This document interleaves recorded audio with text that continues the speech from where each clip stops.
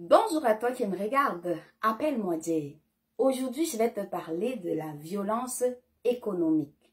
Trop souvent, on entend parler de la violence physique, on entend également parler de violence psychologique, mais aujourd'hui, j'aimerais que tu saches qu'il y a également ce qu'on appelle la violence économique. Alors, c'est quoi la violence économique? C'est le fait d'exercer un contrôle sur les finances d'une personne. Alors, le manipulateur, ici, dans ce contexte, puisqu'il s'agit de cela, va exercer un contrôle sur les finances de la personne manipulée ou alors de sa victime, dans l'ultime but que cette personne, cette dernière, ne devienne jamais financièrement indépendante. C'est bien, c'est vraiment bien réfléchi. C'est quelque chose qu'il met en place justement pour que tu restes toujours dépendante de lui ou d'elle, si c'est une femme, bien sûr. Parce qu'il y a également les manipulatrices, les femmes manipulatrices perverses. Alors, cette violence se manifeste de plusieurs façons. La première étant l'entretien du flou autour des finances. Déjà, le manipulateur, c'est une personne qui aime entretenir le flou, qui n'est jamais clair. Mais là, dans les finances, c'est quelque chose qu'il va mettre vraiment en avant, ce flou-là. Le manipulateur ne va jamais te dire, voici ce que je gagne, voici mon salaire, voici l'état des finances, voici l'état des comptes. Non, il déteste ça, que tu saches exactement ce qu'il gagne. Alors, qu'est-ce qu'il va faire? Il va mentir, il va cacher ses finances, il va te donner des chiffres qui ne sont pas corrects, qui ne sont pas justes, parce que justement, il ne veut pas que tu saches ce qui se passe. Donc, il va entretenir le flou. Et comme son objectif, c'est que tu sois une personne toujours perdue, justement, tu ne vas pas pouvoir entreprendre avec le manipulateur parce que tu n'es pas capable de te projeter. Le manipulateur, justement, va continuer à faire ses programmes, à réaliser des projets tout seul ou en cachette, justement parce qu'il n'aime pas ce qui est clair, il n'aime pas être clair. Donc, parfois, tu vas entendre que le manipulateur, qui est ton conjoint, ton partenaire de vie, tu vas entendre qu'il a construit une maison ou alors tu vas entendre qu'il s'est acheté un bien, parfois même avec une maîtresse, bien sûr, pourquoi pas. Et toi, tu n'en savais rien du tout. Peut-être il t'a même fait croire que vous étiez près de la faillite, au bord de la faillite, que vous n'aviez rien. Donc, le manipulateur entretient le flou. Il ne te dit pas clairement quel est l'état de vos finances. Non, il veut que tu ne saches rien du tout. Donc, si tu as un partenaire comme ça, fais attention parce que tu ne vas pas aller loin avec cette personne. Tu vas te réveiller un beau matin et tu vas voir que tu n'as rien du tout. Il faut faire très attention. Donc, ça, c'est le premier point. Il entretient le flou. Il ne te dit rien clairement en ce qui concerne vos finances. Deuxième chose, le manipulateur veut avoir le contrôle absolu sur tes finances à toi. Donc, c'est lui qui gère tes comptes, c'est lui qui surveille tes comptes. Il est toujours là en train de surveiller, quel que soit ce que tu fais. Dès que tu fais un achat, le manipulateur va être là. C'est parfois, en fait, la comptabilité est un métier devant lequel je m'incline carrément parce que je sais que ce sont les personnes très très fortes, très très pointilleuses qui sont toujours en train de détecter les failles rapidement dans les finances et qui sont prêtes, les personnes, bien sûr, qui sont prêtes à conseiller. Dès qu'elles détectent que tu gères mal tes finances, elles vont te conseiller. Mais le manipulateur n'est pas comme ça. C'est un comptable autodéclaré, mais qui va tout simplement surveiller tes finances pour te critiquer, pour te faire te sentir mal à l'aise, pour te faire sentir que tu es tellement bête que tu n'es pas capable de faire les choses bien. Donc, il va critiquer ta façon de gérer tes finances, tes investissements, tes achats. Il va dire, oh, tu n'es même pas capable de faire les courses comme il faut. Pourquoi tu as acheté tel produit au lieu de tel produit? Oh, pourquoi tu fais des dépenses faramineuses? Pourquoi tu fais ci? En fait, son objectif, c'est que tu te sentes constamment mal à l'aise, que tu ne sois pas épanoui financièrement, que tu ne disposes pas de tes finances comme il se doit ou comme bon te semble. Il veut que tu demandes à chaque fois ton autorisation. Il va même t'imposer des sanctions quand il pense que tu as mal, bon, selon lui, que tu as mal géré tes finances. Donc, c'est ça. Et partout, quand tu marches, tu as la voix du manipulateur dans ta tête. Quand tu as envie d'acheter quelque chose, tu penses au manipulateur. Tu veux te faire tes ongles, ta manicure, tu vas penser au manipulateur qui a dit « Ah non, c'est trop cher, etc. » Mais prends garde parce que le manipulateur dans ton dos va se permettre toutes ces choses qu'il t'empêche de te permettre. Il va aller dans des hôtels, des endroits très très luxueux. Il va faire des voyages avec ton argent, bien sûr. Le manipulateur, c'est quelqu'un qui va même escalader si tu lui as laissé si tu l'as laissé, bien sûr, contrôler tes finances, si tu as laissé accès à tes finances au manipulateur, il est capable d'escalader, de faire des choses en ton nom, de signer des faux chèques, de signer de signer des choses en ton nom. Le manipulateur ne s'arrête jamais. N'oublie pas ça. Une fois que tu lui as fait confiance, il va piller tous tes comptes. Il va te ruiner. Donc, fais vraiment attention. Ne laisse pas n'importe qui gérer tes finances. Le manipulateur veut prendre le contrôle sur tes finances, mais ce n'est jamais pour ton bien. C'est tout simplement pour te séparer de ces finances-là, pour t'empêcher de t'épanouir. Pendant ce temps, lui, il peut en disposer, il peut faire de cela tout ce qu'il veut. Gare à toi parce qu'un matin, tu vas te réveiller et il n'y aura plus rien dans les comptes. Donc, le manipulateur, il veut contrôler tes comptes, il veut surveiller et c'est pour ça qu'il te met mal à l'aise constamment, il t'insulte, te rabaisse et là tu crois qu'il est intelligent, tu crois qu'il est capable de gérer et c'est là où tu lui fais confiance.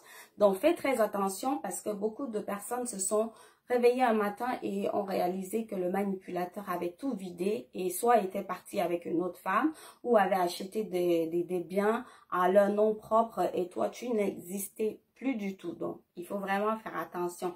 La troisième façon dont le manipulateur fait pour contrôler tes finances, c'est qu'il va s'attaquer à ta profession. Le manipulateur va s'attaquer à ton travail. Il va faire des commentaires comme « Oh, ce travail-là ne te vaut pas. Tu vaux bien mieux que ce travail que tu fais. Oh, après toutes ces études que tu as fait, tout ce que tu as trouvé, c'est prendre soin des enfants, c'est t'occuper des enfants. » Donc, il fait des commentaires comme ça qui viennent te chercher. Il va te décourager dans ton travail. Il va te dire, ah mais non, tu n'es pas obligé de continuer dans ce domaine. Au 21e siècle, qu'est-ce que tu fais? Non, il faut changer de domaine. Tu es capable. Aie l'esprit ouvert. Voilà ce que le manipulateur va te dire. Aie l'esprit ouvert, mais il ne veut pas t'aider. Il veut juste te décourager. Il va même t'empêcher d'accepter certains postes parce que selon lui, ces postes-là sont minables. Ces postes-là ne reflètent pas toute ton intelligence. Mais gare à toi parce que si tu laisses ce poste passer, ce poste de tes rêves, etc., parce que tu écoutes le manipulateur, bien sûr, quand tu seras au chômage, il va bien se moquer de toi. Il va te dire, tu n'étais même pas foutu de garder les enfants. Avec tous tes diplômes, tu n'as même pas pu accepter un poste pour prendre soin des enfants. Juste, le manipulateur veut que tu saches combien tu es nul, combien tu n'es capable de rien du tout. Et là, bien sûr, au chômage, tu n'as plus d'argent, tu n'as plus de source de revenus, tu deviens complètement dépendante. Tu dépends du manipulateur et c'est ça son objectif, que tu dépendes bien sûr de lui. Donc, il faut vraiment faire attention parce que le manipulateur va s'attaquer à ton emploi, il va s'attaquer de façon subtile à ton travail. Il peut même aller jusqu'à te demander gentiment d'abandonner ton travail pour prendre soin de la famille, des enfants, parce que selon lui, tu n'es pas assez présente à la maison. Et là, il va te dire, il faut laisser ce travail. Je suis capable de prendre soin de nous, de prendre soin de la famille, etc.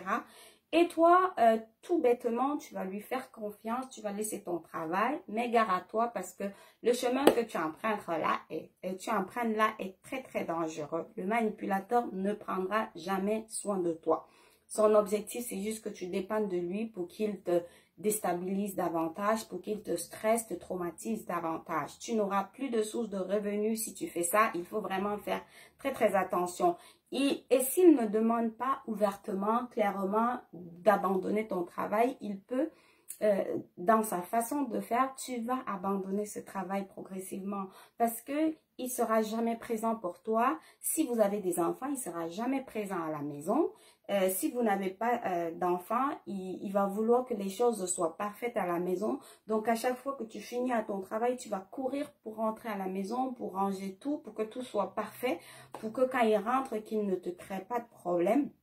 En fait, tu n'es pas libre et progressivement, tu vas voir que c'est toujours toi que les garderies appellent, c'est toujours toi que l'école appelle parce que lui, même lui, il va t'appeler si on l'appelle. Donc, du coup, c'est à toi d'abandonner ton emploi tout le temps pour aller chercher les enfants. C'est à toi d'abandonner ton travail tout le temps pour des courses urgentes, etc. Et ton employeur sera pas content, on va soit te virer ou toi-même tu vas finir par te dire j'en suis plus capable parce que tu n'es pas productif, il te use, tu rentres tard, tu peux pas dormir, il te stresse, etc. Et le matin, tu te réveilles tôt, au travail, tu n'es pas productif, alors on va te virer. Ou alors, tu vas finir par te dire, oui, il a raison, je suis pas capable de prendre, je peux pas continuer à faire ce travail. Non, tu vas rentrer à la maison, tu vas prendre soin de la maison, tu vas bien sûr faire tout ce que le manipulateur t'a demandé de faire ou alors t'a imposé de faire.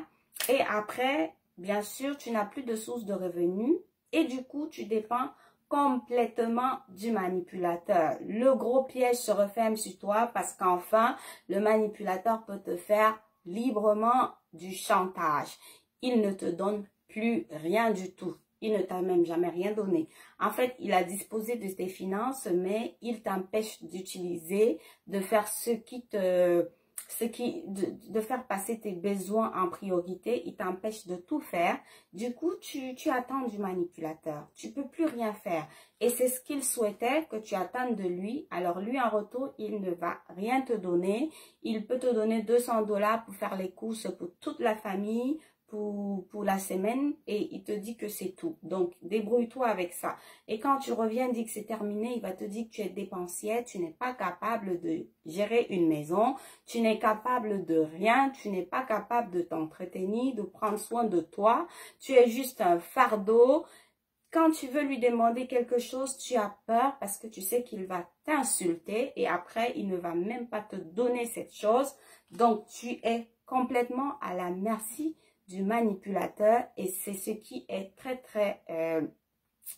grave, très mauvais parce qu'il peut faire de toi tout ce qu'il veut. Donc, tu lui demandes quelque chose, il va attendre des semaines pour enfin te donner. Mais le manipulateur ne donne jamais rien pour rien, il te donne seulement quand c'est bien pour lui.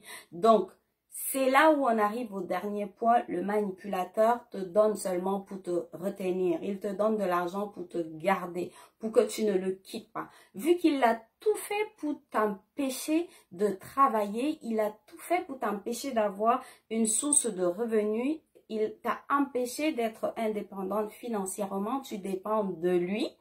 Alors, où est-ce que tu vas aller? C'est pour cela qu'à chaque fois que tu veux le quitter, tu réfléchis, qu'est-ce que je vais faire? Où vais-je aller? Tu vas aller chez ta copine pendant 2 semaines. Le manipulateur, il compte les heures parce qu'il sait que tu vas revenir. Tu n'as pas d'autre choix. Tu vas revenir parce que justement, tu n'as rien. Et il le sait, vu qu'il a vidé tous tes comptes. Il le sait, vu que c'est lui qui gérait tout pour toi. Il le sait. C'est pour cela que j'ai souvent dit, le jour 1 de la reconstruction d'une personne victime de manipulation, ce n'est pas le jour où elle quitte, c'est le jour où elle commence à se préparer à quitter. Donc, Avant de quitter le manipulateur, c'est où tu essayes de reprendre le contrôle sur tes finances. Tu essayes de te reprendre à main, de te remettre sur pied avant de quitter. Parce que tu as besoin d'une marge de manœuvre. Parce que tu n'as plus rien financièrement. Le manipulateur te donne de l'argent seulement pour te retenir. Quand il voit que tu veux le quitter, il va t'acheter cette mèche qui est super chère que tu demandais depuis longtemps. Il va te dire, oh ma chérie, je pense que tu devrais faire les courses demain. Vas-y, t'acheter cette mèche. Pourtant, tu lui as déjà dit que tu veux le quitter. Et tu vois, ça va te faire du bien. Tu vas dire, ah mais peut-être bien qu'il veut changer, peut-être qu'il va faire des efforts. Tu vas rester avec le manipulateur. C'est ça le gros piège. Tu ne restes pas parce que tu l'aimes, tu restes parce que tu crois qu'il va changer. Tu vois, il t'a encore manipulé. Il te donne de l'argent seulement quand il pense que tu veux le quitter. Il veut te garder. Et s'il constate que tu veux quand même partir, que tu es déterminé, il te fait du chantage avec de l'argent. Il va te dire, si tu pars, je te coupe les vivres. De toutes les façons, il a tous tes comptes. Alors, si tu pars, il va tout vider. Si tu pars, il ne va plus payer des dettes. En fait, tu vas te retrouver pleine de dettes. Tu vas te retrouver à la rue si tu pars. Donc, le manipulateur, en fait, a tout mis en place de façon vraiment progressive, de façon planifiée. Il a tout échafaudé pour contrôler, pour prendre le contrôle de tes finances afin que tu restes sa victime à jamais. Alors, comment faire pour éviter ça? Sois vigilante, reste sobre et ne laisse surtout pas le contrôle de tes finances à qui que ce soit. C'est bien dans un couple qu'on soit transparent, qu'on fasse les choses bien, mais vérifie toujours avec qui tu fais ces choses. Est-ce que cette personne-là est réellement digne de confiance? Si c'est une personne bien, pourquoi pas? On aime toujours avoir de bons conseils, on aime toujours avoir une personne pour nous épauler, pour nous accompagner. Mais si c'est une personne qui te fait te sentir mal, si tu n'es pas à l'aise quand tu fais des choses avec cette personne-là, si tu n'es pas à l'aise à laisser cette personne-là t'aider, te conseiller dans les finances, ne le fais pas. Prends en main ta propre vie et évite les manipulateurs. Merci d'avoir écouté cette vidéo et j'espère que ça va t'aider à être autonome financièrement. Bye.